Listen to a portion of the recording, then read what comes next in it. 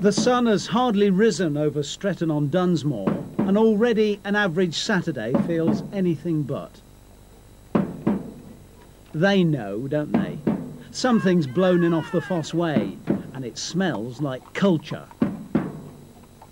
Oh well, libraries, chip shops and blacksmiths have all got wheels. I suppose it was bound to happen. Tonight at 7:30 p.m, a show with live music, with live masks, with shadow puppetry, telling the strange and wonderful tale of Visions of Hildegard of Bingen. Tonight, do not miss it. Well, the Live and Local scheme is set up to help village halls and community centres bring the best entertainment and make it possible for people living in rural areas to enjoy the best in the art scene. The scheme is set up in such a way as to include local people in the choice of the show, in the running of the show, running of the evening, and critically to actually get local people to come along to the show as well. Throughout the summer, the Horse and Bamboo Theatre takes its individual brand of live puppetry to the remotest corners of England, avoiding at all costs art centres, summer festivals and cities.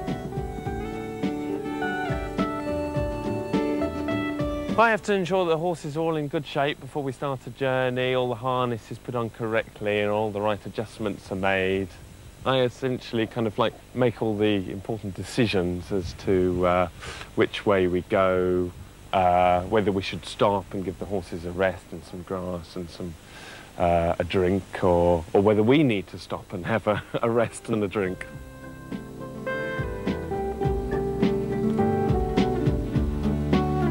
We live off the vehicles that they carry. You know, we have the kitchen off the back of the cart. The wagon is our only kind of refuge from the rain. They do attract great love and great attention.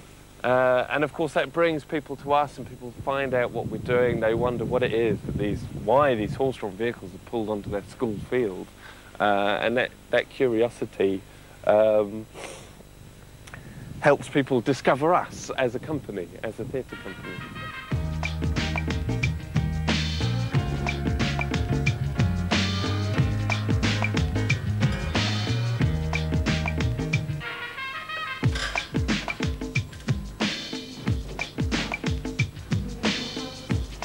I personally feel it's often if you're using spoken theatre, as soon as you're using words, often you're speaking to a very particular audience, or you can cut people out.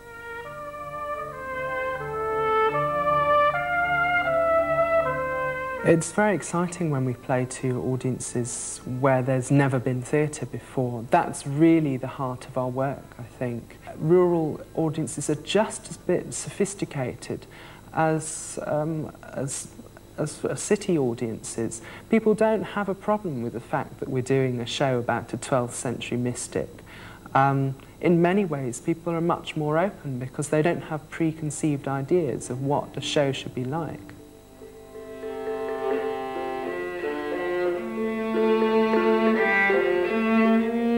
I think when people join Horse and Bamboo, they have to be ready to give up electricity and and their beds.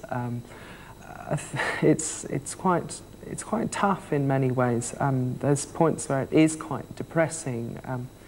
There's days when it rains all day, your tent's wet, your sleeping bag's wet, all the food is wet, and you think, why do we do it this way?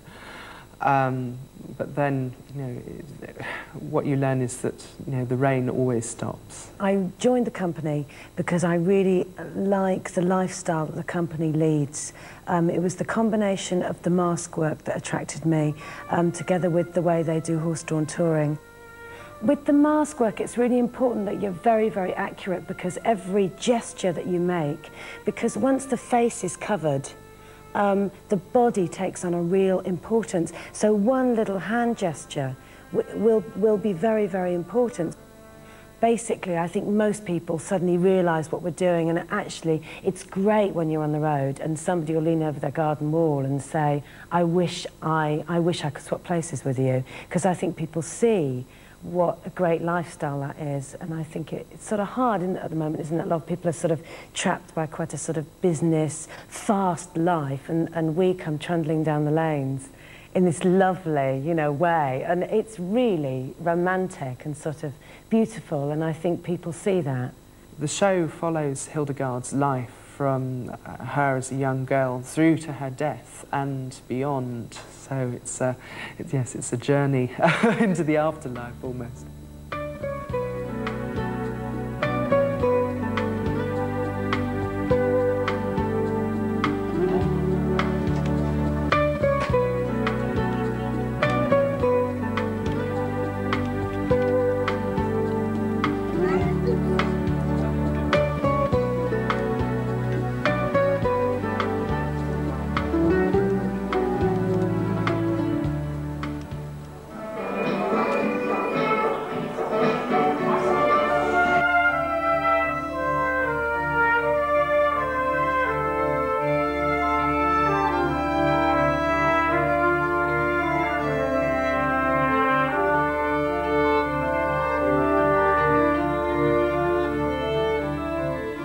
The pure imaginative impact, I think, was tremendous. You could travel anywhere in the world, couldn't it? You didn't need language to understand it. The acting was brilliant. It was like, it was just so different.